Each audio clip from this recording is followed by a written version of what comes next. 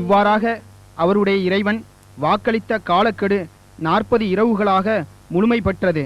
அப்போது மூசா தம் சகோதரர் ஹாரூனை நோக்கி, நீங்கள் என்னுடைய சமூகத்தாருக்கு என் கலீஃபாவாக இருந்து அவர்களை திருத்துவீர்களாக, குழப்பம் உண்டாக்குபவரின் வழியை பின்பற்றாதிருப்பீராக என்று கூறினார். ஹோரேப் என்று பைபிளில் கூறப்படும் இந்த மலையுச்சியில் மூசா அலைஹிஸ்ஸலாம் அவர்கள் தியானத்தில் இருக்கும் பொழுதுதான் அல்லாஹுவை பார்க்க வேண்டும் என்று அல்லாஹ்விடம் கேட்டார். அப்போது அல்லாஹ் கூறினான், உன்னால் என்னை காண முடியாது, ஆயினும் பக்கத்திலுள்ள அந்த மலையில் பார்க்கவும். அப்பொழுது அல்லாஹ் அந்த மலையில் வெளிப்பட்ட போது அந்த மலை தூள் தூளாகியது. அதை கண்டதும் மூசா அலைஹிஸ்ஸலாம் அவர்கள் மயங்கி விழுந்தார். பிறகு அவருக்கு மயக்கம் தெளிந்தது. அல்லாஹுவின் இருப்பை தாங்க முடியாமல் தூள் தூளாகிவிட்ட அந்த மலை சினாய் மலைக்கு அருகில் இந்த பள்ளத்தாக்கில் ஏதோ ஒரு இடத்தில் இருந்துள்ளது.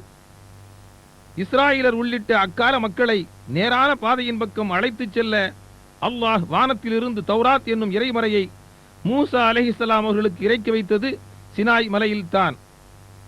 மோசஸ் என்னும் மூசா அலைஹிஸ்ஸலாம் அவர்களுக்கு 10 கட்டளைகளையும் 10 கமாண்ட்மெண்ட்ஸ் இறக்கப்பட்டது இது சினாய் மலையில்தான் என்பதை கிறிஸ்தவர்களும் நம்புகிறார்கள். அவற்றுள் மிக முக்கியமான கட்டளை பின்வருமாறு: பைபிள் பழைய ஏற்பாடு, புறப்பாடு 20, யாத்திராகமம் வசனங்கள் 2 முதல் 5 வரை. உன்னை அடிமைத்தன வீடாகிய எகிப்து தேசத்திலிருந்து புறப்பட பண்ணின உன் தேவனாகிய கர்த்தர் நானே. என்னையன்றி உனக்கு வேறே தேவர்கள் உண்டாயிருக்க வேண்டாம். மேலே வானத்திலும் கீழே பூமியிலும் பூமியின் கீழ் தண்ணீரிலும் உண்டாயிருக்கிறவைகளுக்கு ஒப்பான ஒரு சொரூபத்தையாகிலும் யாதொரு விக்கிரகத்தையாகிலும் நீ உனக்கு உண்டாக்க வேண்டாம்.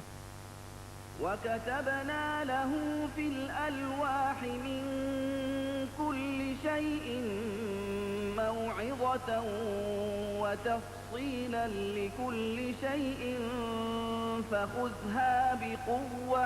அந்த மலை உச்சியில் ஜஸ்டீனிய மன்னன் கட்டிய கிறிஸ்தவ தேவாலயம் فَخُذْهَا بِقُوَّةٍ وَأْمُرْ قَوْمَكَ يَأْخُذُوا بِأَحْسَنِهَا سَأُرِيكُمْ دَارَ الْفَاسِقِينَ.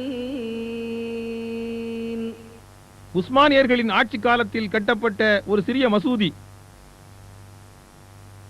மூசா அலைஹிஸ்ஸலாம் சினாய் மலையிலிருந்து திரும்பி வருவதற்குள் இஸ்ராயலரில் ஒரு பிரிவினர் சாமிரி என்ற பொற்கொல்லன் செய்த ஒரு தங்க கன்றுக்குட்டியை வணங்கியதால் அல்லாஹுவின் மாபெரும் கோபத்திற்கு உள்ளானது இந்த வாதி ராயில் தங்கும் பொழுதுதான். قال فإنا قد فتنا قومك من بعدك وأضلهم السامري فرجع موسى.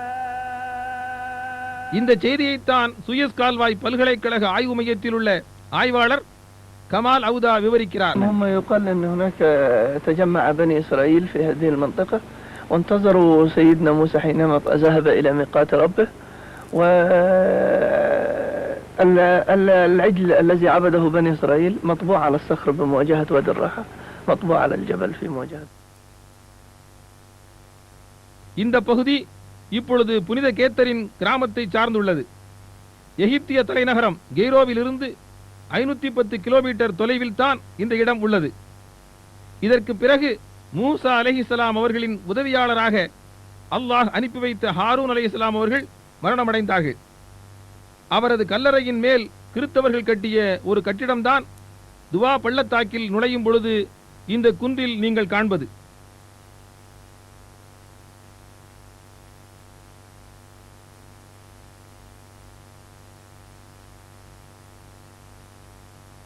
காரூன். மூசா அலைஹிஸ்ஸலாம் அவர்களின் காலத்தில், அதாவது கிமு 13ஆம் நூற்றாண்டில் இஸ்ராயேல் சந்ததியினரில் ஒரு மாபெரும் செல்வந்தன் வாழ்ந்து வந்தான். கெய்ரோவிலிருந்து 150 கிலோமீட்டர் தென்மேற்கில் கஸ்ரே காரூன் என்ற இடத்தில்தான் அவனது ஆலயம் உள்ளது. அவனை பற்றி அல் குர்ஆன் கூறுகிறது. சூரத்துல் கசஸ் அத்தியாயம் 28 வசனம் 76. நிச்சயமாக காரூன் மூசாவின் சமூகத்தைச் சேர்ந்தவனாக இருந்தான். எனினும் அவர்கள் மீது அவன் அட்டுழியம் செய்தான். அவனுக்கு நாம் ஏராளமான பொக்கிஷங்களை கொடுத்திருந்தோம். நிச்சயமாக அவற்றின் சாவிகள் பலமுள்ள ஒரு கூட்டத்தாருக்கு பழுவாக இருந்தன. அப்பொழுது அவனுடைய கூட்டத்தார் அவனிடம், நீ இதனால் பெருமை கொண்டு ஆணவம் கொள்ளாதே, அல்லாஹ் நிச்சயமாக அவ்வாறு ஆணவம் கொள்பவர்களை நேசிக்க மாட்டான் என்று கூறினார்கள். இது காரூனின் கிணறு, புகைரத்து காரூன், அதாவது காரூனின் ஏரி என்ற பெயரில் இப்பொழுதும் அழைக்கப்படுகிற இந்த ஏரியில் மீன்பிடித்து வியாபாரம் செய்தும் அதற்கு அருகில் உள்ள இடங்களில் விவசாயம் செய்தும் மிக பெரும் செல்வந்தனானான். அந்த செல்வச் செழிப்பு அவனை கர்வமுள்ளவனாக்கியது. அச்செல்வம் அவனது சுய முயற்சியாலும் அறிவு திறமையாலும் சம்பாதித்தது என்பதால் இறைவனுக்கு அதற்காக நன்றிக்கடன் செலுத்த வேண்டியதில்லை என்று நினைத்து அதனை மக்களிடம் விளம்பரப்படுத்தினான்.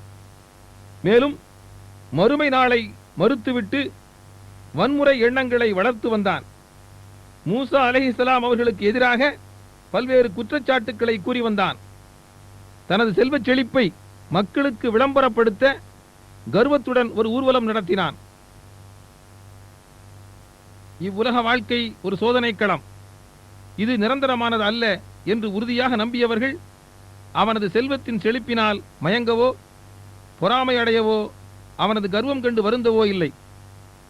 ஆனால் பலகீனமான நம்பிக்கை உள்ளவர்கள் அவனை போன்று தங்களாலும் செல்வத்தை பெற முடியவில்லையே என்று ஏங்கினார்கள். சிறிதும் தாமதப்படுத்தாமல் அல்லாஹ் அவனையும் அவனது வீட்டையும் பூமிக்குள் புதைத்து அழித்தான். இந்த இடத்தில் ஆதரவற்ற நிலையில் பூமிக்குள் புதைந்து போன அவனையும் அவனது சுற்றத்தாரையும் காப்பாற்ற எவராலும் முடியவில்லை. வஞ்சனையிலும் லஞ்சத்தாலும் வன்முறையிலும் செல்வம் சேர்த்து நாட்டில் வன்முறை எண்ணங்களை வளர்ப்பவர்கள் நினைத்து பாருங்கள். அன்று காரூனை பூமிக்குள் புதைத்த அல்லாஹுவுக்கு உங்களையும் மிக லேசாக அழித்துவிட முடியும். மேலும் மறுமையில் அளிக்கப்பட இருக்கும் நரக தண்டனை அதைவிடவும் மிக மிக கொடுமையானது என்பதை உணர்ந்து கொள்ளுங்கள். பல்கீஸ் ராணியின் அரண்மனை. பாலஸ்தீனத்தில் வாழ்ந்த தாவூத் அலைஹிஸ்ஸலாம் அவர்களின் மகன் சுலைமான் அலைஹிஸ்ஸலாம் என்ற இறைத்தூதர் தந்தைக்கு பிறகு அரசராக ஆட்சி பொறுப்பேற்றார். அவருக்கு அல்லாஹ் பல அற்புத ஆற்றல்களை வழங்கியிருந்தான். பறவைகளுடன் பேசும் திறமை அவற்றுள் ஒன்று. ஏமன் நாட்டைச் சார்ந்த மஹரிபு என்ற ஊருக்கு அருகில் சபவ் கோத்திரத்தார் வாழ்ந்து வந்தனர். அவர்களது ராணியான துப்பவு அரச பரம்பரையில் வந்த பல்கீஸின் தலைமையில் சூரியனை வணங்கி வந்தனர். இதை நேரிடையாக பார்த்த ஒரு மரங்குத்தி பறவை சுலைமான் அலைஹிஸ்ஸலாம் அவர்களிடம் வந்து சொன்னது, பல்கீஸின் சூரிய கோவிலின் சிதைந்த பகுதிதான் இது. படைப்புகளை வணங்கக்கூடாது, படைத்து பரிபாலிக்கின்ற எல்லாம் வல்ல அல்லாஹுவை மட்டும்தான் வணங்க வேண்டும். அந்த இறைவனின் கட்டளைக்கு கீழ்ப்படிந்து உண்மையான விசுவாசிகள் ஆக வேண்டும் என்று இறைவன் பெயரால் ஆரம்பிக்கின்ற ஒரு கடிதத்தில் சுலைமான் அலைஹிஸ்ஸலாம் அவர்கள் பல்கீஸிடம் கேட்டுக்கொண்டார். அந்த கடிதத்தை ஏமன் நாட்டுக்கு எடுத்துச் சென்று சேர்த்ததும் அந்த ங்களை வணங்குவதை விட்டும் மூட நம்பிக்கைகளை விட்டும் உலக இரட்சகனான அல்லாஹ்வை மட்டும் வணங்குகின்ற தூய நெறியின் பக்கம் கடந்து வந்த குயின் சீபா என்ற பல்கீஸ் ராணி அரண்மனையின் சிதைந்து போன அஸ்திவாரத்தின் சில பகுதிகளைத்தான் நீங்கள் பார்த்துக் கொண்டிருக்கிறீர்கள். இது ஏமனில் சபவில் உள்ளது. பல்கீஸ் ராணி ஏமனிலிருந்து புறப்பட்டு 2200 கிலோமீட்டர் தொலைவில் ஜெருசலமில் உள்ள சுலைமான் அலைஹிஸ்ஸலாம் அவரிடம் வந்து சேர்ந்தார். அதற்கு முன்னதாகவே அவரது அரண்மனையிலிருந்து அவரது சிங்காசனம் ஒரு அற்புதமாக ஏமனிலிருந்து ஜெருசலமுக்கு கொண்டு வரப்பட்டிருந்தது. ஜெருசலம் வந்த பல்கீஸ் ராணி சொன்னதை திருக்குரான் சூரா அன்-நம்ல் அத்தியாயம் 27 வசனம் 44 பின்வருமாறு கூறுகிறது. قالت رب إني ظلمت نفسي وأسلمت مع سليمان لله رب العالمين. அதற்கு அவள், இறைவனே, நிச்சயமாக எனக்கு நானே அநியாயம் செய்து கொண்டேன். அகிலங்களுக்கெல்லாம் இறைவனான அல்லாஹ்வுக்கு சுலைமானுடன் நானும் முற்றிலும் வழிபட்டு முஸ்லீம் ஆகிறேன் என்று கூறினாள். இந்த நிகழ்ச்சி கிமு 10ஆம் நூற்றாண்டில் நடைபெற்றது. மஸ்ஜிதுல் அக்ஸா மக்காவில் உள்ள மஸ்ஜிதுல் ஹராம் கிபிலாவாக ஆக்கப்படுவதற்கு முன் பலஸ்தீனத்தில் ஜெருசலமில் உள்ள இந்த மஸ்ஜிதுல் அக்ஸாவை முன்னோக்கித்தான் முஸ்லிம்கள் தொழுதார்கள். மஸ்ஜிதுல் ஹராமுக்கும் மதீனாவில் உள்ள மஸ்ஜிது நபவிக்கும் அடுத்தபடியாக முஸ்லிம்களுக்கு மிக முக்கியமான பள்ளி இதுதான். பைத்துல் முகத்தஸ் என்ற இப்பள்ளியை கட்டியவர் சுலைமான் அலைஹிஸ்ஸலாம் அவர்கள் ஆவார்கள். முஹம்மது நபி ஸல்லல்லாஹு அலைஹி வஸல்லம் அவர்கள் மஸ்ஜிதுல் ஹராமிலிருந்து இங்கு வரவழைக்கப்பட்டு இங்கிருந்துதான் மேராஜ் பயணம் நிகழ்ந்தது. அந்த இடத்தில் உமர் பின் கத்தாப் ரலியல்லாஹு தஆலா அன்ஹு கட்டியதும் பிறகு உமவியா கலீஃபா அப்துல் மலிக் புதுப்பித்ததுமான கட்டிடம்தான் குப்பத்து சஹ்ரா என்ற டாம் ஆஃப் த ராக் ஆகும். யூனுஸ் அலைஹிஸ்ஸலாம் ஈராக்கின் தலைநகரம் பக்தாதிலிருந்து 400 கிலோமீட்டர் தொலைவில் வடக்கிலுள்ள ஒரு நகரம்தான் நீனவா அல்லது முசுல். இந்த டைகிரிஸ் நதிக்கரையில் உள்ள நீனவாவில் இருந்த இறை தூதர்தான் யூனுஸ் அலைஹிஸ்ஸலாம் அவர்கள். அவரது பிரச்சாரத்தையும் உபதேசத்தையும் அந்நாட்டு மக்கள் புறக்கணித்த போது அந்த மக்கள் மீது கோபமடைந்த யூனுஸ் அலைஹிஸ்ஸலாம் அவர்கள் ஒரு கப்பலில் ஏறி நீனவாவில் இருந்து சென்று விட்டார். ஒரு அபாயகரமான சூழலில் கப்பலில் இருந்து சிலரை வெளியேற்றி எறிந்தால்தான் கப்பல் ஆபத்தில்லாமல் செல்ல முடியும் என்ற நிலையில் அதற்காக யாரை வெளியேற்றுவது என்பதை தேர்வு செய்வதற்கு சீட்டு குலுக்கிய போது யூனுஸ் அலைஹிஸ்ஸலாம் அவர்களின் பெயர் முதலில் கிடைத்தது. அதனால் அவர் கடலில் தூக்கி எறியப்பட்டார். அவரை ஒரு மாபெரும் மீன் விழுங்கியது. அல்லாஹுவின் அனுமதி பெறாமல் ஊரை விட்டு சென்ற பாவத்திற்காக மனம் வருந்தி அந்த மீனின் வயிற்றிலிருந்து அல்லாஹுவிடம் பாவ மன்னிப்பு கேட்டு பிரார்த்தனை செய்தார். அதன் பின் மீன் அவரை கரையில் கக்கியது. 1,00,000 மேற்பட்ட தனது கூட்டத்தாரிடம் யூனுஸ் அலைஹிஸ்ஸலாம் அவர்கள் மீண்டும் போய் சேர்ந்து பிரச்சாரம் செய்தார். இறை செய்தியை ஏற்றுக்கொண்ட மக்கள் அவரது உபதேசத்தை நம்பினர். அக்கிரமக்காரர்களை யூனுஸ் அலைஹிஸ்ஸலாம் அவர்களின் கூட்டத்தார்களுக்கு அல்லாஹ் அவனது தண்டனை குறித்து எச்சரித்தான். ஆனால் அவர்கள் பாவ மன்னிப்பு கேட்டு இறை நம்பிக்கை கொண்டதால் அவர்களை அல்லாஹ் தண்டிக்காமல் காப்பாற்றியதாக அல் குர்ஆன் சூரத்துல் யூனுஸ் அத்தியாயம் 10 வசனம் 98 அல்லாஹ் கூறுகிறான். மூசுவில் உள்ள இந்த பள்ளிக்கு அருகில்தான் யூனுஸ் அலைஹிஸ்ஸலாம் அவர்களின் கல்லறை உள்ளது. துல்கர்னைன் திருக்குர்ஆன் சூரத்துல் கஹ்ஃப் அத்தியாயம் 18 83 முதல் 99 வரை உள்ள வசனங்களில் துல்கர்னைன் என்ற மாமனிதரின் வரலாற்றை கூறுகிறது. ஐரோப்பிய நாடான சோவியத் ஜார்ஜியாவின் தலைநகரம் தீப்லிசி நகரமாகும். இது கிமு 6வது நூற்றாண்டில் வாழ்ந்த துல்கர்னைன் சமூகத்தார் வாழ்ந்து வந்த இடமாகும். இது நூஹ் அலைஹிஸ்ஸலாம் அவர்களின் மகன் யாஷிஃபியின் சந்ததியினர்தான் யாஜூஜ் மாஜூஜ் கூட்டத்தார். யாஜூஜின் கூட்டத்தாரை தாத்தாரியர் என்றும் மாஜூஜ் கூட்டத்தாரை மங்கோலியர் என்றும் அழைப்பார்கள். தீபிலிசியிலிருந்து குக்கேஷிய மலைத்தொடரில் தாரியால் மலை இடுக்கிற்கு செல்லும் பாதை வழிதான் நாம் சென்று கொண்டிருக்கிறோம். தாரியாவிற்கு மறுபுறம் வாழ்ந்து வந்த யாஜூஜ் மாஜூஜ் கூட்டத்தாரில் நாகரிகமற்ற காட்டு மிராண்டிகளான கோத்திரத்தார் வாழ்ந்தனர். அவர்கள் தாரியால் மலை இடுக்கு வழியாக காக்கசஸ் மலைத்தொடரின் தெற்கு பகுதிக்கு வந்து கொள்ளையடித்துச் சென்றனர். இந்த செய்தியைத்தான் தீபிலிசி மாநில பல்கலைக்கழகத்தில் உள்ள வரலாற்று பேராசிரியர் டாக்டர் டெடவி டுண்டுவா கூறுகிறார். Yes, there are some parts, but the most important part was this part, because most aggressive tribes were living beyond this part. அந்த கொள்ளைக்காரர்களிடமிருந்து காப்பாற்றும்படி அந்த ஜார்ஜியா நாட்டு மக்கள் அவர்களது மன்னரான துல்கர்னைனிடம் கேட்டுக்கொண்டார்கள். சைரஸ் என்ற பாரசீக மன்னர் தான் துல்கர்னைன் என்பதுதான் பிரபலமான கருத்தாகும். அவர் கூறியதை பற்றி அல் குர்ஆன் சூரத்துல் கஹ்ஃப் அத்தியாயம் 18 வசனம் 96 பின்வருமாறு கூறுகிறது. آتوني زبر الحديد حتى إذا ساوى بين الصدفين قال انفخوا حتى إذا جعله نارا قال حتى إذا جعله نارا قال آتوني أفرغ عليه قطرا. நீங்கள் இரும்பு பாலங்களை எனக்கு கொண்டு வாருங்கள் என்றார். பிறகு அவை இரு மலைகளின் இடையே நிரம்பி உச்சிக்கு சமமாகும் போது ஊதுங்கள் என்றார். அதனை அவர் நெருப்பாக ஆக்கியதும் பின்னர் உருக்கிய செம்பை என்னிடம் கொண்டு வாருங்கள், அதன் மேல் ஊற்றுகிறேன் என்றார்.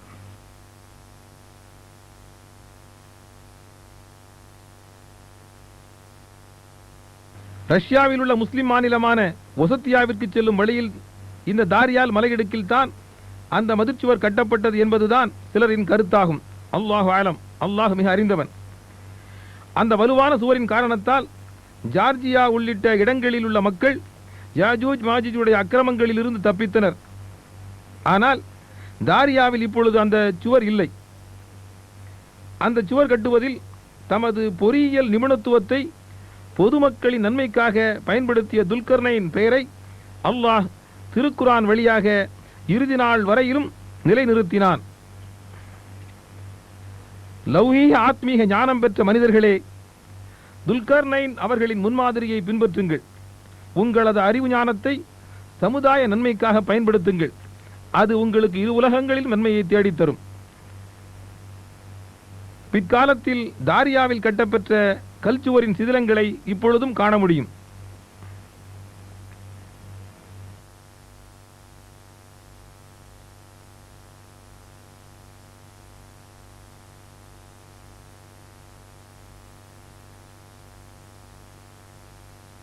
ஈசா அலைஹிஸ்ஸலாம், இது ஈசா அலைஹிஸ்ஸலாம் பிறந்த இடம் பெத்லஹேம். மறுமை நாளில் அல்லாஹ் ஈசா அலைஹிஸ்ஸலாம் அவர்களை உயிர்ப்பிக்கச் செய்து கேள்வி கேட்கும் செய்தியை அல் குர்ஆன் சூரத்துல் மாயிதா அத்தியாயம் 5:16 அல்லாஹ் கூறுகிறான். الله يا عيسى ابن مريم أأنت قلت للناس اتخذوني وأمي إلهين من دون الله قال سبحانك.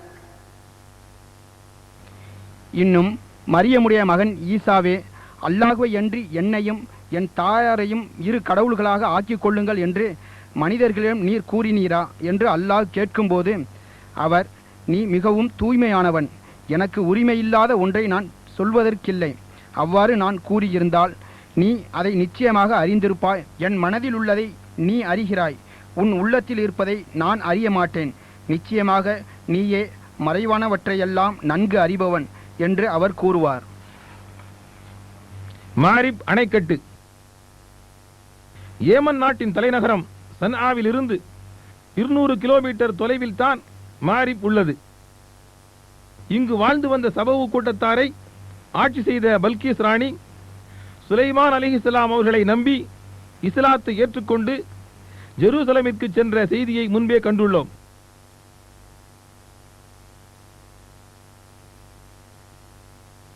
அக்காலத்தில் சபவு கூட்டத்தார் வாழ்ந்த வீடுகள் தான் இவை.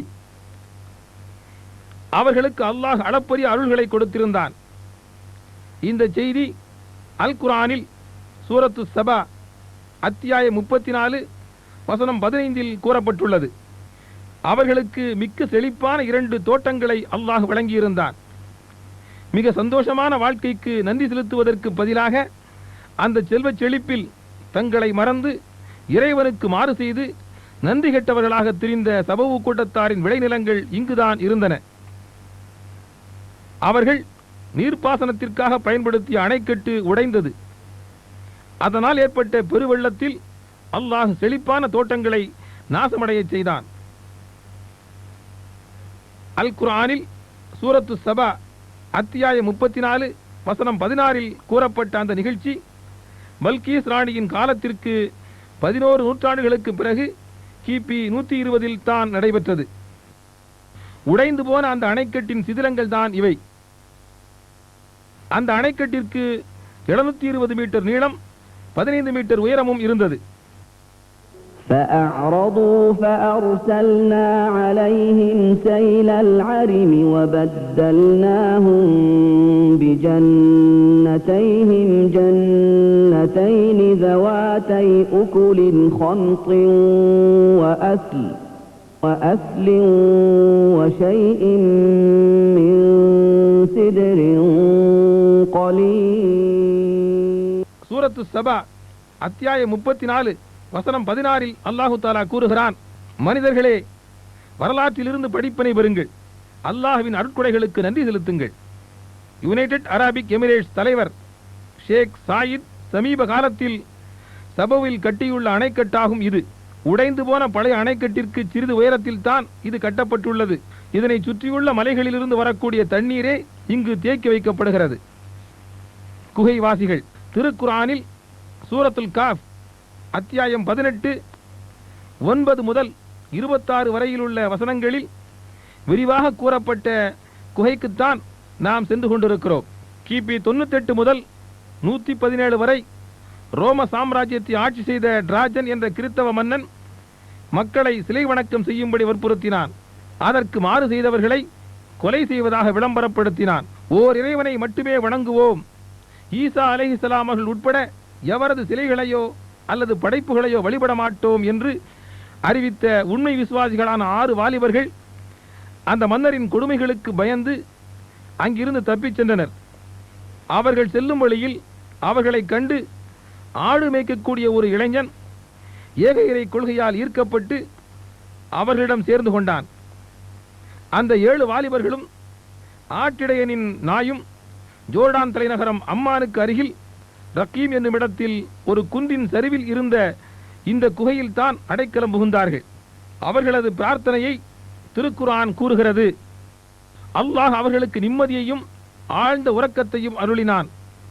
300 வருடங்கள் தொடர்ந்து உறங்கிய வாலிபர்கள் பிறகு விழித்தெழுந்தார்கள்.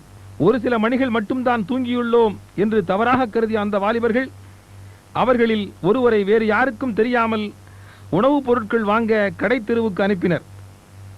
3 நூற்றாண்டுகளுக்கு முன் புழக்கத்தில் இருந்த நாணயங்களை கடையில் கொடுத்த வாலிபர் சந்தேகிக்கப்பட்டு ஆட்சியாளரிடம் அழைத்துச் செல்லப்பட்டார்.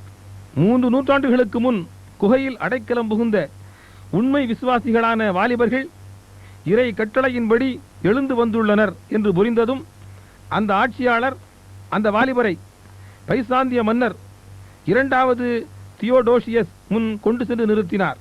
தியோடோசியஸின் ஆட்சி காலம் கிபி 408 முதல் 450 வரை இருந்தது. அந்த வாலிபருடன் குகைக்கு சென்ற ஆட்சியாளரும் மன்னரும் பொதுமக்களும் அந்த வாலிபர்களை மிகவும் கண்ணியப்படுத்தினர். தெய்வீக சக்தியை கண்டு மக்கள் ஆச்சரியமடைந்தனர். இதன் மூலம் மறுமை நாளில் மீண்டும் உயிர்ப்பிக்கப்படுவது உண்மையே என்பதை மக்களுக்கு தெளிவுபடுத்துகிறான் அல்லாஹ். மீண்டும் குகையில் ஆழ்ந்த உறக்கத்தில் மூழ்கிய அந்த வாலிபர்கள் மீண்டும் மரணித்து விட்டனர். அவர்களது சடலங்கள் குகைக்குள் வெவ்வேறு கல்லறைகளில் வைக்கப்பட்டிருந்தன. பிறகு ஒரே கல்லறைக்குள் அவர்களது உடல்கள் மாற்றப்பட்டன. இப்பொழுதும் அவர்களது எலும்புகளை கல்லறைக்குள் காணலாம். இந்த செய்தியை இங்கு கூறுபவர் அக்குகையின் காவலர் முகமது யூசுப் அபு அர்கூப் ஆவார்.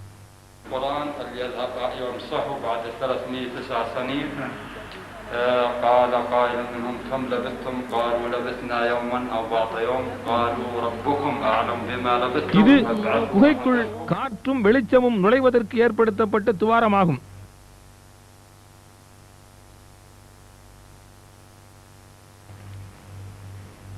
அந்த நாயின் தாடை எலும்பும் மண்டையோடும் இவை.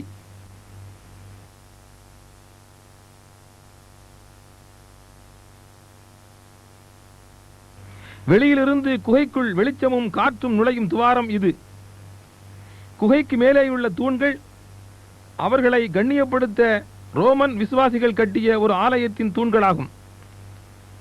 உமவியா ஹலீஃபா அப்துல் மலிக் கட்டிய நினைவு சின்னத்தின் சிதிலங்கள் தான் அருகிலுள்ள கற்கள். கடைசியாக அந்த குகை வாயிலில் இருந்து கற்கள் மாற்றப்பட்டது 1963 ரஃபீக் வஃபா அத்தீஜானி என்ற ஆய்வாளரின் தலைமையில் தான். அப்ரஹா بسم الله الرحمن الرحيم ألم تر كيف فعل ربك بأصحاب الفيل ألم يجعل كيدهم في تضليل وأرسل عليهم طيرا أبابيل ترميهم بحجارة من سجيل فجعلهم كعصف مأكول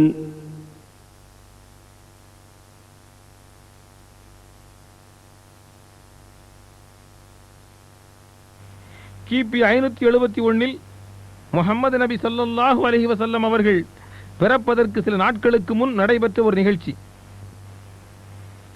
அபிசீனிய மன்னன் நஜ்ஜாஷியின் ஆட்சிக்கு உட்பட்டு ஏமன் நாட்டை ஆட்சி செய்த அப்ரஹா என்ற அரசன் ஏமனில் இப்போதுள்ள பழைய சன்ஆ என்ற சந்தைக்கு அருகில் ஹர்கத்துல் கலீஸில் மக்காவில் உள்ள காபாவுக்கு நிகரான ஒரு ஆலயத்தை கட்டினான். அந்த போலியான ஆலயம் இருந்த இடம் இதுதான். மக்காவில் உள்ள காபாவை நோக்கி செல்லும் மக்களின் கவனத்தை திசை திருப்ப முயற்சி செய்தும் வெற்றி பெறாத அப்ரஹா இறை இல்லமான அந்த காபாவை இடிப்பதற்கு யானைப்படையுடன் மக்காவிற்கு சென்றான். ஆனால் உலக முஸ்லிம்களின் ஆன்மீக மையமாக திகழும் அந்த இறை இல்லத்தை அதன் இறைவனான அல்லாஹ் காப்பாற்றினான்.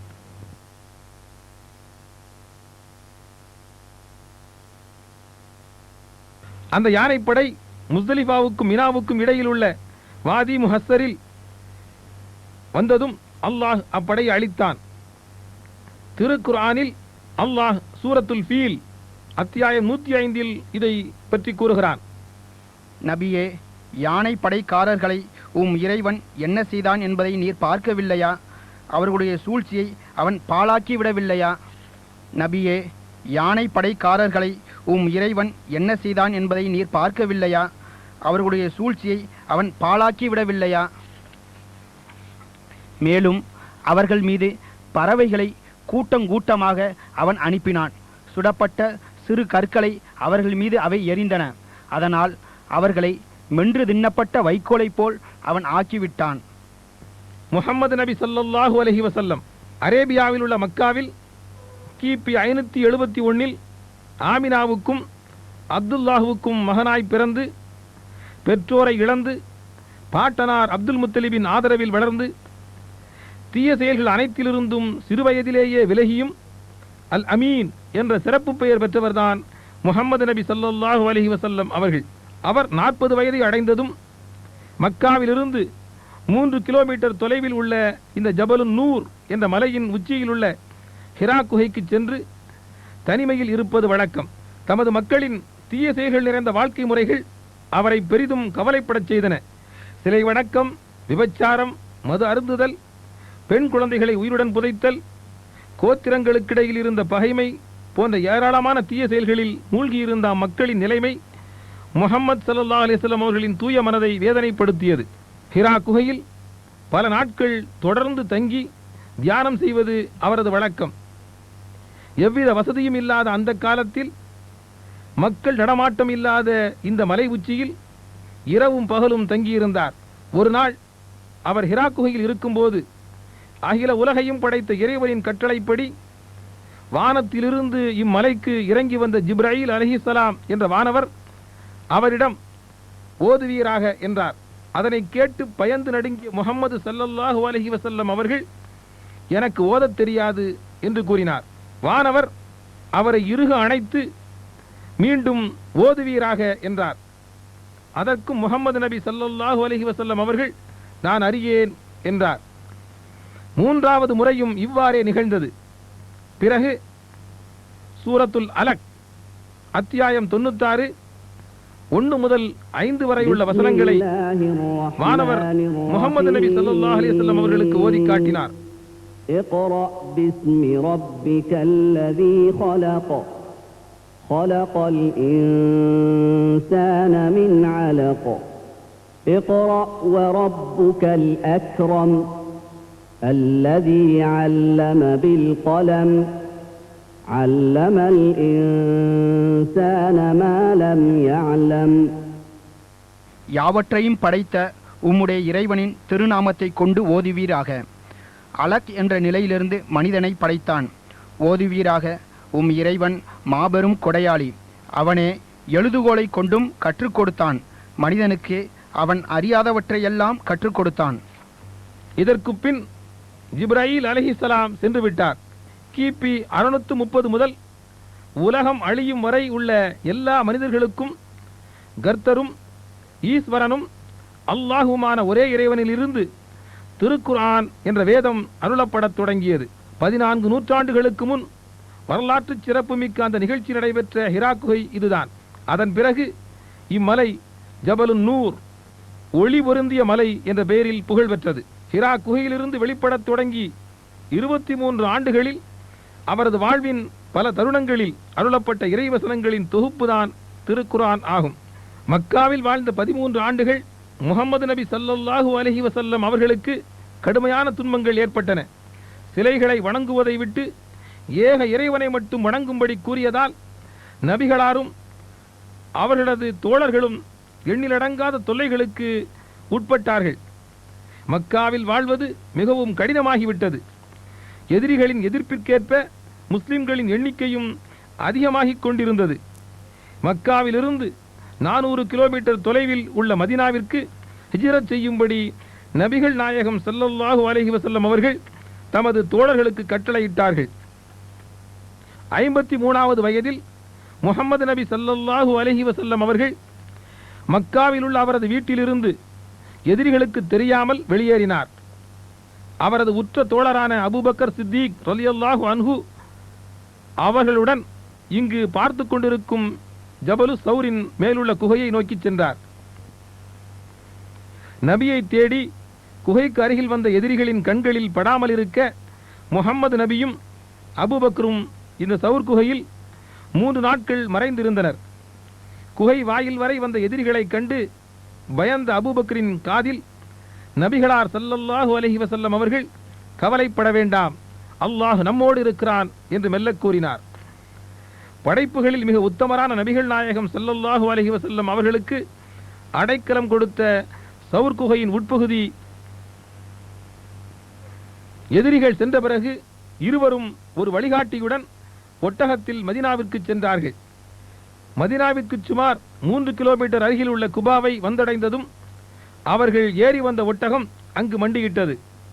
அந்த இடத்தில் அல்லாஹ்வின் கட்டளைப்படி 4 நாட்களில் நாயகம் ஸல்லல்லாஹு அலைஹி வஸல்லம் அவர்கள் தலைமையில் மஸ்ஜித் குபா என்ற பள்ளிவாசல் கட்டப்பட்டது. இந்த குபா பள்ளியை பிற்காலத்தில் சவுதி அரேபிய அரசு புதுப்பித்தது.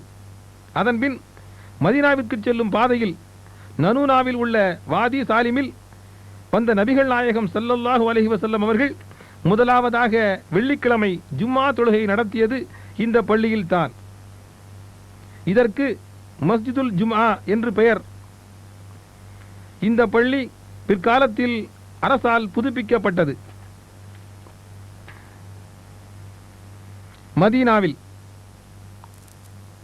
மதீனாவுக்கு வந்த நபிகள் நாயகம் ஸல்லல்லாஹு அலைஹி வஸல்லம் அவர்கள் முதலில் செய்த பணி முஸ்லிம்களின் கலாச்சார மையமாக ஒரு பள்ளியை கட்டியதுதான்.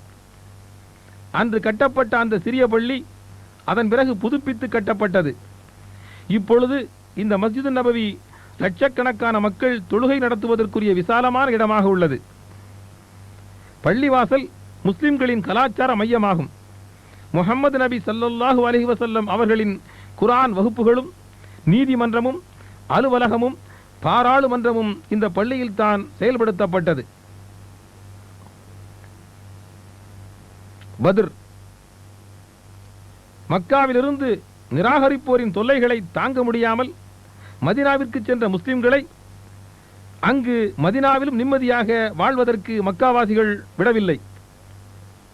முஸ்லிம்களை அடியோடு அழிப்பதற்காக பொருள் சேர்த்த பிறகு அபூ சுஃபியானும் அவரது குழுவும் இந்த மணல் குன்றிற்கு அந்த பக்க வழியாகத்தான் மக்காவிற்கு திரும்பி சென்றார்கள். மக்காவிலிருந்து வந்த ஆயுதம் தாங்கிய 1000 குறைஷி படையினர் மதீனாவிற்கு 80 கிலோமீட்டர் அருகில் இந்த பத்ர் என்ற இடத்துக்கு வந்தபோது முஸ்லிம்கள் தங்களை தற்காத்துக் கொள்ளும் சூழல் ஏற்பட்டது.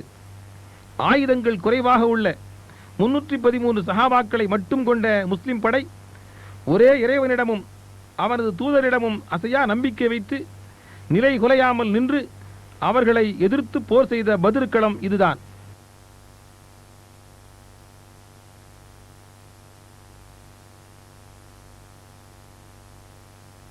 உண்மை நம்பிக்கைக்காக நடைபெற்ற அந்த போரில் ரத்தம் சிந்தி வீரத்தியாகிகளாய் சொர்க்கம் புகுந்த 13 பேர்களின் அடக்கஸ்தலங்கள் இந்த சமவெளியில் தான் உள்ளன.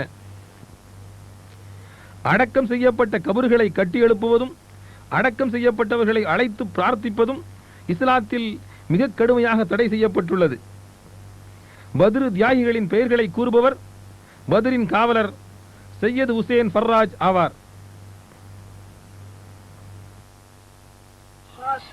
سعد بن خيثمة، صفوان بن وهب، حارث بن صاغة، مبشر بن عبد المنذر، ذو الشمالين بن عبد العمر، مهجع بن صالح، عاقل بن البكير، رافع بن المعلى، عمير بن الحمام، يزيد بن الحارث.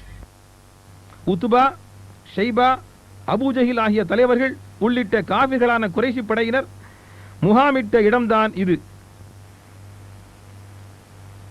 நபிகள் நாயகம் ஸல்லல்லாஹு அலைஹி வஸல்லம் அவர்களுக்கும் முஸ்லிம்களுக்கும் கடும் எதிரியான அபூஜஹில் 2 அன்சாரி வாலிபர்களின் கைகளால் கொல்லப்பட்டது இங்குதான். அல்லாஹ்வின் கட்டளைப்படி ஆயிரக்கணக்கான வானவர்கள் வானிலிருந்து இறங்கி வந்து முஸ்லிம் படையினருடன் இணைந்து போரிட்டனர். பெருமானாரின் தலைமையில் முஸ்லிம் படை இங்குதான் முகாமிட்டிருந்தது. முஸ்லிம்களுக்கு போர்க்கருவிகள் மிக குறைவாய் இருந்த போதிலும் குறைஷி காபிர்கள் போர்க்களத்தை விட்டு ஓடிச் சென்றனர். இறைவன் உதவியினால் பத்ரில் முஸ்லிம்கள் வெற்றி பெற்றார்கள். மஸ்ஜிதே ஹாரிஸ் என்ற இந்த பள்ளி உள்ள இடத்தில்தான் அன்று பெருமானார் ஸல்லல்லாஹு அலைஹி வஸல்லம் அவர்கள் முகாமிட்டு தங்கியிருந்தார்கள்.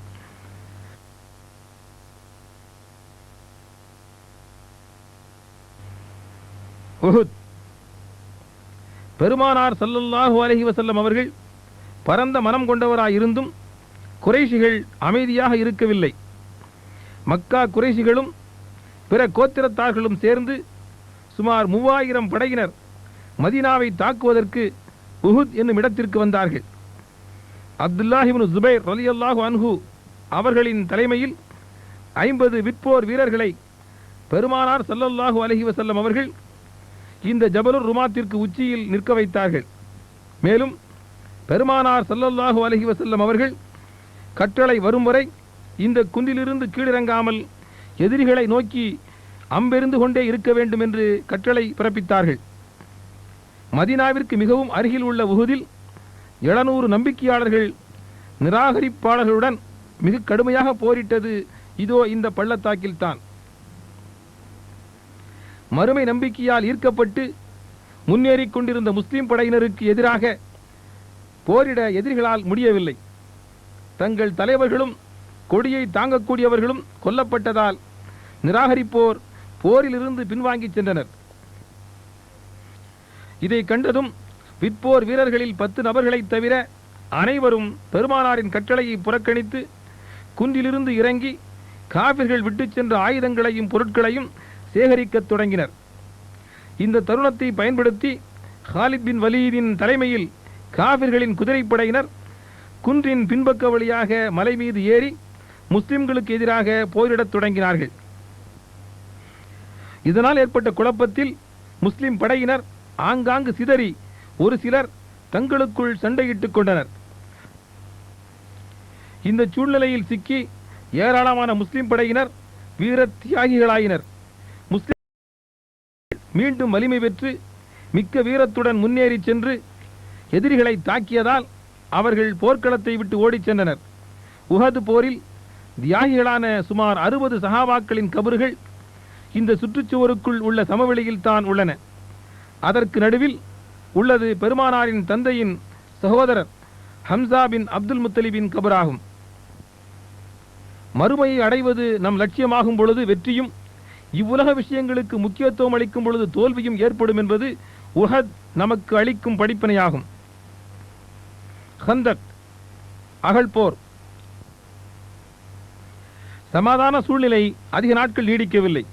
குறைஷிகளும் வேறு 6 கோத்திரங்களும் சேர்ந்து சுமார் 10,000 படையினரும் 2500க்கு மேற்பட்ட ஒட்டகங்களும் ஏராளமான ஆயுதங்களும் குதிரை படையினரும் சேர்ந்து ஆரவாரத்துடன் கூட்டுப்படையாக மதினாவை தாக்க புறப்பட்டு சென்றனர். இந்த செய்தியை அறிந்த நாயகம் ஸல்லல்லாஹு அலைஹி வஸல்லம் அவர்கள் தமது தோழர்களுடன் போர் தந்திரங்களை பற்றி ஆலோசனை செய்தார்கள். மதினா நகரத்தை சுற்றிலும் ஒரு அகழியை தோண்டி எதிரிகளின் முன்னேற்றத்தை தடை செய்வது என்ற பாரசீக போர் தந்திரத்தை சல்மானுல் ஃபாரிசி ரலியல்லாஹு தஆலா அன்ஹு அவர்கள் முன்வைத்தார்கள். பெருமானார் அதை வரவேற்று ஒரு வாரம் மிக கடினமாக உழைத்து 9,000 அடி நீளமும் குதிரை படையினரால் எளிதில் தாண்ட முடியாத அளவுக்கு அகலமும் ஆழமும் கொண்ட ஒரு பேரகழியை தோண்டினார்கள். பட்டினியால் நிமிர்ந்து நிற்க முடியாமல் தமது வயிற்றில் பெரும் கற்களை கட்டி வைத்துக் கொண்டு பெருமானாரும் தோழர்களும் அந்த அகழியை தோண்டினார்கள். இந்த சாலை இருக்கும் இடமும் அந்த அகழியைச் சேர்ந்ததுதான்.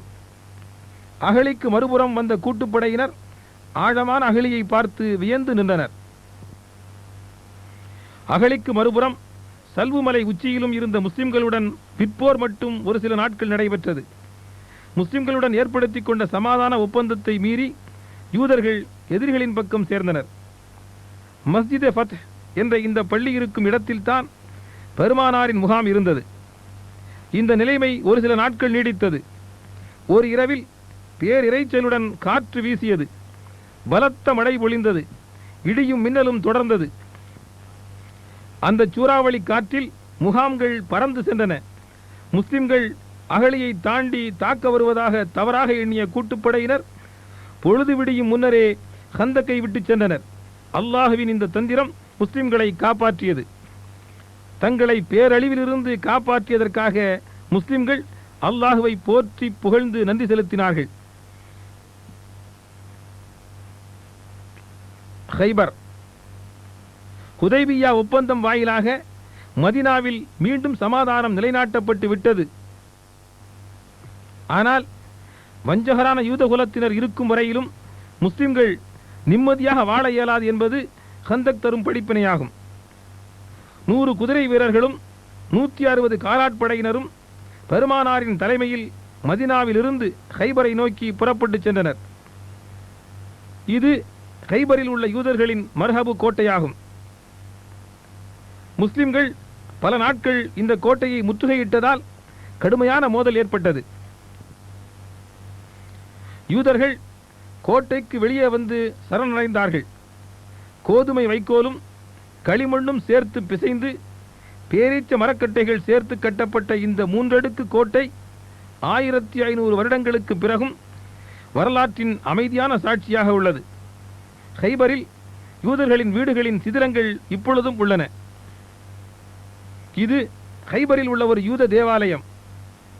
நிராகரிப்போர்களை கொன்று விடுவது என்பது முஹம்மது நபி ஸல்லல்லாஹு அலைஹி வஸல்லம் அவர்களின் கொள்கை அல்ல.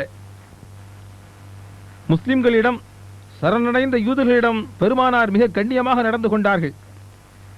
அவர்களிடமிருந்து கைப்பற்றப்பட்ட தௌராத்தின் ஒரு சில பக்கங்கள் அவர்களிடமே திருப்பி அளிக்கப்பட்டது.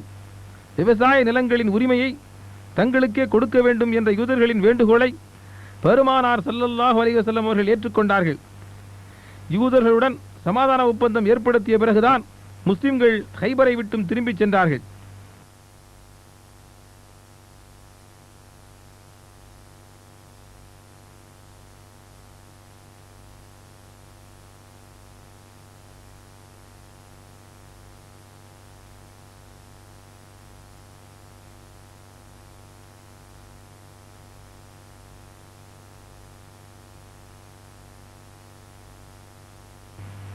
பெருமானாரின் கடிதம்.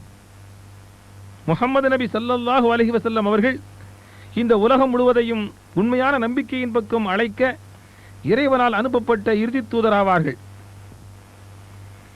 பஹ்ரைன் நாட்டை ஆண்ட முந்திர் பின் சா என்ற மன்னருக்கு பெருமானார் ஸல்லல்லாஹு அலைஹி வஸல்லம் அவர்கள் அனுப்பிய கடிதத்தின் நகல்தான் இது. எகிப்தில் வாழ்ந்த முகௌகிஸ் மன்னருக்கு பெருமானார் ஸல்லல்லாஹு அலைஹி வஸல்லம் அவர்கள் அனுப்பிய கடிதத்தின் நகல்தான் இது. அதிலுள்ள எழுத்துக்கள் பெருமானார் எழுதியவை அன்று. கடிதத்தில் பெருமானாரின் மோதிரத்தால் வைத்த முஹம்மது ரசூலுல்லா என்ற முத்திரையை காணலாம். மூத்தா போர். முஹம்மது நபி ஸல்லல்லாஹு அலைஹி வஸல்லம் அவர்கள் சிரியாவை சார்ந்த புஸ்ராயில் உள்ள ஹெராக்லியஸ் மன்னரின் கவர்னரிடம் ஒரு தூதுவனை அனுப்பினார்கள். கிபி 629 பெருமானாரின் தூது செய்தியை ஹாரிஸ் இப்னு உமைருல் அசதி ரலியல்லாஹு அன்ஹு அவர்கள் கொதிக்கும் பாலைவனங்களையும் பள்ளத்தாக்குகளையும் தனியாக குதிரை மீது அமர்ந்து ஆயிரக்கணக்கான கிலோமீட்டர்கள் கடந்து ஜோர்டானில் உள்ள அல் கரக்கிற்கு அருகில் உள்ள இந்த மூத்தா என்னும் இடத்திற்கு வந்து சேர்ந்தார். பெருமானாரின் கடிதத்தை கொடுத்ததும் அந்த தூதுவர் கருணையின்றி கொலை செய்யப்பட்டார். தூதுவரை கொலை செய்யக்கூடாது என்ற பொது நீதியை கடைப்பிடிக்காத இந்த கொடிய செயலுக்காக தமது வளர்ப்பு மகனான ஸெய்த் இப்னு ஹாரிசாவின் தலைமையில் 3000 வீரர்களை பெருமானார் ஸல்லல்லாஹு அலைஹி வஸல்லம் அவர்கள் அனுப்பினார்கள். அவர்களை வழி அனுப்பும் போது பெருமானார் கூறியதாவது: எதிரிகளை சார்ந்த பெண்களையும் சிறுவர்களையும் முதியோர்களையும் கொலை செய்யக்கூடாது, கட்டிடங்களை இடிக்கக்கூடாது, மரங்களை அழிக்கக்கூடாது, அல்லாஹ் உங்களுடன் இருப்பானாக என்று கூறினார்கள். மதீனாவிலிருந்து புறப்பட்ட படையினர் மனித நடமாட்டமற்ற வட அரேபிய பாலைவனங்கள் வழியாக சென்று இப்பொழுது ஜோர்டானைச் சேர்ந்த மூத்தாவிற்கு வந்தடைந்தனர். சுமார் 2 லட்சம் வீரர்களை கொண்ட ரோம படையினர் வெறும் 3000 முஸ்லிம் படையினருடன் போரிட்ட மூத்தா போர்க்களம் இதுதான்.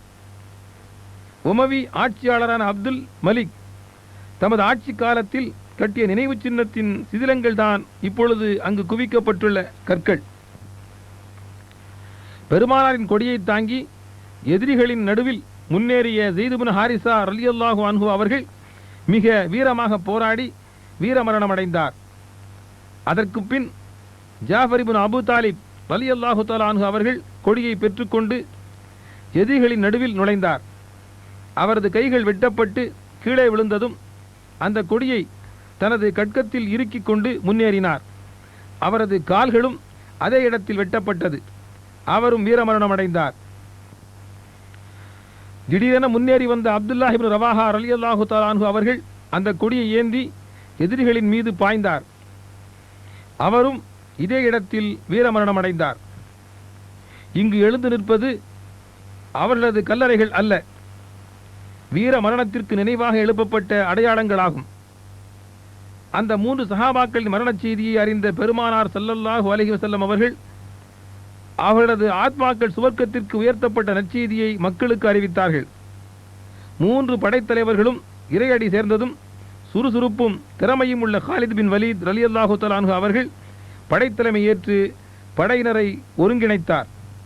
மதீனாவிலிருந்து துணைப்படையினர் வந்திருப்பதாக தவறாக எண்ணிய ரோமப்படையினர் போர்க்களத்தை விட்டும் திரும்பிச் சென்றனர். படைபலம் அல்ல, இறை உதவிதான் வெற்றிக்கு அடிப்படை என்பது நிரூபிக்கப்பட்டு விட்டது. மக்கா வெற்றி.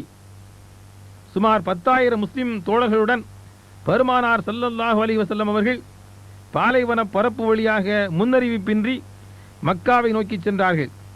தம்மையும் தோழர்களையும் தங்களது வீட்டை விட்டும் வெளியேற்றி ஏராளமான கொடுமைகளுக்கு ஆளாக்கி துன்புறுத்திய மக்கா குறைஷிகளும் அவர்களது தலைவர்களும் நிர்பந்த சூழ்நிலையில் பெருமானாரிடம் சரணடைந்தார்கள்.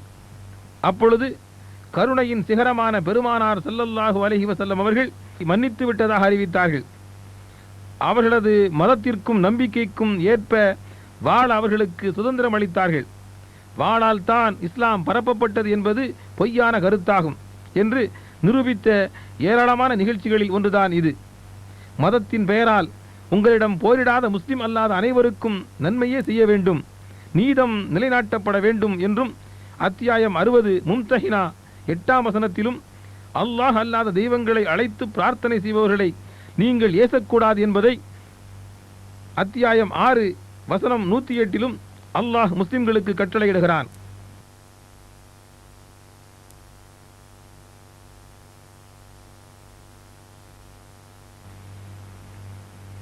வேற உஸ்மான். மதீனாவில் மிகப்பெரிய வறட்சி ஏற்பட்டது. ரூமா என்ற ஒரு யூதனுக்கு உரிமையில் இருந்த இந்த கிணற்றில் மட்டும்தான் தண்ணீர் வற்றாது இருந்தது. ரூமாவின் கிணற்றை வாங்கி முஸ்லிம்களுக்காக தானம் செய்பவருக்கு சுவனம் உண்டு என்று பெருமானார் ஸல்லல்லாஹு அலைஹி வஸல்லம் அவர்கள் அறிவித்தார்கள். இதை கேட்டதும் உஸ்மான் இப்னு அஃபான் ரலியல்லாஹு தஆலா அன்ஹு அவர்கள் 20,000 திர்ஹத்தை கொடுத்து இந்த கிணற்றை வாங்கி முஸ்லிம்களுக்காக தானம் செய்தார்.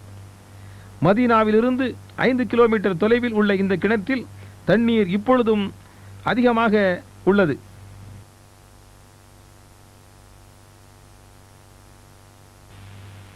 ஹஜ்ஜத்துல் வதா, இறுதி ஹஜ். முதலும் இறுதியுமாக பெருமானார் ஸல்லல்லாஹு அலைஹி வஸல்லம் அவர்கள் ஒரு ஹஜ் மட்டும்தான் செய்திருக்கிறார்கள். ஹஜ்ஜிற்கு புறப்படுவதாக முடிவெடுத்த செய்தியை பெருமானார் ஸல்லல்லாஹு அலைஹி வஸல்லம் அவர்கள் விளம்பரப்படுத்தினார்கள். அரேபியாவின் 4 பக்கங்களிலும் அந்த விளம்பரம் எதிரொலித்தது. நகரங்களும் கிராமங்களும் மலை சரிவுகளும் பாலை வனங்களும் அந்த அழைப்பிற்கு பதிலளித்தன. மக்கள் பெரும் கூட்டமாக மதினாவில் திரண்டனர். பெருமானாரின் மரணத்திற்கு சுமார் 3 மாதங்களுக்கு முன் கிபி 632 சுமார் 1,00,000 விசுவாசிகளுடன் பெருமானார் ஸல்லல்லாஹு அலைஹி வஸல்லம் அவர்கள் மக்காவிற்கு புறப்பட்டார்கள். மினாவில் முஹம்மது நபி ஸல்லல்லாஹு அலைஹி வஸல்லம் அவர்கள் முகாமிட்ட இடத்தில்தான் மஸ்ஜிதுல் கைஃப் உள்ளது. இது அரஃபாவிலே மஸ்ஜிதுன் நமிரா என்ற பள்ளி. துல்ஹஜ் பிறை 9 அன்று பெருமானார் ஸல்லல்லாஹு அலைஹி வஸல்லம் அவர்கள் அரஃபாவின் இந்த சுற்றுப்புறத்தில் நிகழ்த்திய வரலாற்று சிறப்புமிக்க பேருரையின் சுருக்கம் வருமாறு: மக்களே, எனது வார்த்தைகளை கவனமாக கேளுங்கள். இதே இடத்தில் இன்னொரு முறை நாம் சந்திக்க முடியுமா என்பது தெரியாது. மக்களே, உங்களது இரத்தமும் செல்வமும் இறுதி நாள் வரையிலும் கண்ணியமிக்கதாகும். அனைத்து வட்டிகளையும் அறியாமை காலத்தின் பழி இரத்தத்தையும் நான் ரத்து செய்துள்ளேன். மக்களே, உங்களுக்கு பெண்களிடமும் பெண்களுக்கு உங்களிடமும் உள்ள கடமைகளை நிறைவேற்றுங்கள். அவர்களுக்கு கண்ணியமான ஆடையையும் உணவையும் அளியுங்கள். அவர்களிடம் கருணையுடன் நடந்து கொள்ளுங்கள். அவர்கள் உங்களை சார்ந்தவர்களும் உங்களுக்கு பங்காளிகளும் ஆவர். இறை வசனத்தின் பெயரில் தான் அவர்களை உங்களுக்கு இணைகள் என்ற முறையில் அனுமதிக்கப்பட்டுள்ளது. எனது வார்த்தைகளை கவனமாக கேளுங்கள். மிக தெளிவான 2 விஷயங்களை நான் உங்களுக்கு விட்டுச் செல்கிறேன். அவற்றை பற்றி பிடித்திருக்கும் காலமெல்லாம் நீங்கள் வழிதவறவே மாட்டீர்கள்.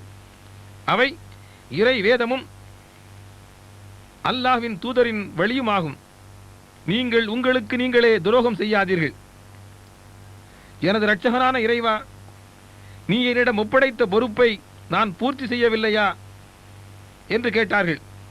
அப்பொழுது மக்களெல்லாம் ஒரே குரலில் சொன்னார்கள், ஆம் என்று. பெருமானார் ஸல்லல்லாஹு அலைஹி வஸல்லம் அவர்கள் தமது விரலை ஆகாயத்தின் பக்கம் உயர்த்தி கூறினார்கள், அல்லாஹ் நீயே சாட்சியாக இருக்கிறாய் என்று. உலகத்தின் அனைத்து நாடுகளிலிருந்தும் முஸ்லிம்கள் தேசம், மொழி, நிறம் பாகுபாடின்றி அரஃபா நாளில் இங்கு தங்குகிறார்கள். மறுமை நாளில் அல்லாஹ் அனைத்து மனிதர்களையும் மஹ்சராவில் ஒன்று சேர்க்கக்கூடிய நிகழ்ச்சியை இது நினைவுபடுத்துகிறது. இது முஸ்தலிஃபா பள்ளி. அரஃபாவிலிருந்து மினாவிற்கு செல்லக்கூடிய ஹாஜிகள் தற்காலிகமாக மட்டும் தங்கக்கூடிய முஸ்தலிஃபா பக்கீஉல் கர்கத். பெருமானாரின் காலம் முதல் இன்று வரையிலும் மதீனாவில் உள்ள ஒரு பொது அடக்கஸ்தலம்தான் பக்கீஉல் கர்கத் என்ற ஜன்னத்துல் பக்கீ. இதனுள் தான் பெருமானாரின் மனைவியர்களும் பிள்ளைகளும் உஸ்மான் இப்னு அஃபான் போன்ற ஏராளமான ஆண்களும் பெண்களுமான நபித்தோழர்களும் தோழியரும் பொதுமக்களும் அடக்கம் செய்யப்பட்டுள்ளனர். பெருமானாரின் மறைவு கிறிஸ்தவ ஆண்டு 632 ஜூன் மாதம் 8ஆம் நாள் தூது பரம்பரைக்கு முற்றுப்புள்ளி வைக்கும் பொருட்டு தமது 63ஆம் வயதில் அல்லாஹ்வின் இறைத்தூதர் முஹம்மது நபி ஸல்லல்லாஹு அலைஹி வஸல்லம் அவர்கள் இவ்வுலக வாழ்வை விட்டு பிரிந்து சென்றார்கள். ஆயிஷா நாயகியின் வீட்டில் வைத்துத்தான் பெருமானார் ஸல்லல்லாஹு அலைஹி வஸல்லம் அவர்கள் வஃபாத்தானார்கள். அதே இடத்திலேயே அடக்கம் செய்யப்பட்டார்கள். மதீனாவின் மஸ்ஜிதுன் நபவியை ஒட்டியுள்ள இப்பகுதிக்குள் தான் பெருமானார் ஸல்லல்லாஹு அலைஹி வஸல்லம் அவர்கள் இறுதி ஓய்வு எடுக்கிறார்கள். அபூபக்கர் சித்திக், உமருல் ஃபாரூக் ரலியல்லாஹு தஆலா அன்ஹு அவருடைய மன்னரைகள் பெருமானார் ஸல்லல்லாஹு அலைஹி வஸல்லம் அவர்களது மன்னரைக்கு அருகில் தான் உள்ளன.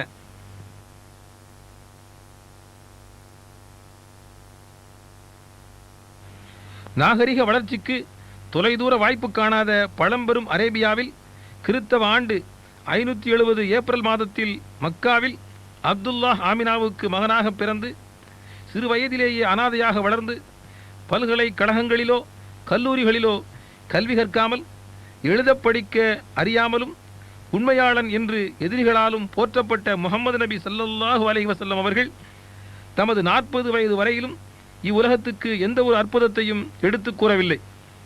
40 வயதுக்கு பிறகு அல்லாஹ்விடமிருந்து தமக்கு கிடைத்ததாக கூறிக்கொண்டு நமக்கு எடுத்தறிவித்த வாசகங்களின் வரலாற்று சம்பந்தமான உண்மை ஆதாரங்களைத்தான் நாம் இதுவரையிலும் பார்த்தோம். அடுப்படி முதல் உலக அளவிலான வாழ்க்கையின் அனைத்து பகுதிகளுக்கும் வழிகாட்டக்கூடிய ஒரு உத்தம வேதம்தான் அல் குர்ஆன். மக்களே, நினைவுபடுத்துங்கள், அகில உலகத்தையும் ஆட்சி செய்யக்கூடிய தெய்வம் அவன் ஒருவனாவான். அவன் ராமருக்கும் இயேசுவிற்கும் பரிசுத்த ஆவியான காபிரியேலுக்கும் முஹம்மது நபிக்கும் கூட அனைத்து படைப்பினங்களுக்கும் தெய்வமாவான். பல மொழிகளில் யெகோவா, அல்லாஹ், ஆதிபராசக்தி என்றெல்லாம் அறியப்படுபவன் அவனே. அவனை மட்டுமே வணங்குங்கள். இடைத்தரகர்கள் இல்லாமல் அவனிடம் மட்டுமே நேரடியாக பிரார்த்தனை செய்யுங்கள். அவன் ஒரு படைப்பல்ல, அனைத்து படைப்புகளையும் படைத்தவன்தான் அவன். அவனுக்கு உருவமோ இணையோ கிடையாது. இந்த பரம உண்மையைத்தான் ஆயிரக்கணக்கான ஆண்டுகளாக ஏராளமான தூதர்கள் ஆதம் அலைஹிஸ்ஸலாம் அவர்கள் முதல் இயேசுவும் மோசேயும் முஹம்மது நபி ஸல்லல்லாஹு அலைஹி வஸல்லம் அவர்கள் வரை அறிவித்தார்கள். சிற்றின்ப சுகங்களுக்கு பின் ஓடக்கூடிய அனைத்து மனிதர்களுக்கும் இறை எச்சரிக்கை செய்கிறார்கள். எச்சரிக்கையாயிருங்கள், மரணத்திற்கு பிறகு ஒரு உலகம் உள்ளது. இறுதி நாளுக்கு பிறகு நீர் அங்கு உயிர்ப்பிக்கப்பட்டு உங்களது செயல்கள் விசாரணை செய்யப்படும். நன்மைகளுக்கு கூலியாக சொர்க்கமும் தீமைகளுக்கு கூலியாக நரகமும் அங்கு காத்திருக்கின்றன. இது மிக மிக உண்மையாகும். பாடம் படித்துக் கொள்ளுங்கள். இறுதி தூதரான முஹம்மது நபி ஸல்லல்லாஹு அலைஹி வஸல்லம் அவர்கள் மூலமாக அருளப்பட்ட எந்தவித மாற்றமும் திருத்தமும் செய்யப்படாத அனைத்து வேதங்களின் முடிவுதான் அல் குர்ஆன்.